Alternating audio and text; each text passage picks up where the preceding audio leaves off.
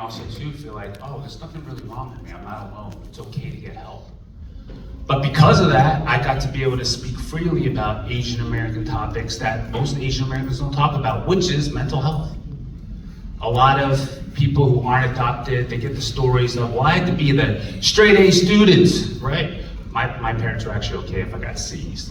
They're like, did you try hard? I was like, I tried hard. They're like, okay, good. Such a different story than Asian Americans that come here. The other is mental health. If I was feeling like I was a little low or my self-esteem, my family didn't look down on me.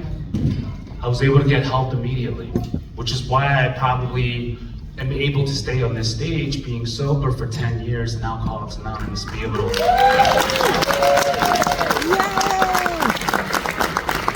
to speak freely about this and not feel ashamed because I was supported by a non-Asian family. I'm adopted.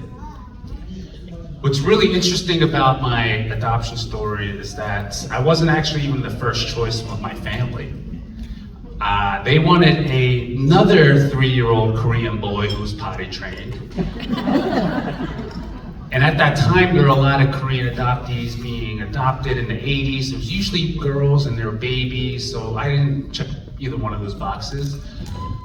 And my family, for some reason, couldn't adopt this first choice that they had. They're like, this guy's perfect. But for some reason, the adoption papers fell through, so the adoption center put me along.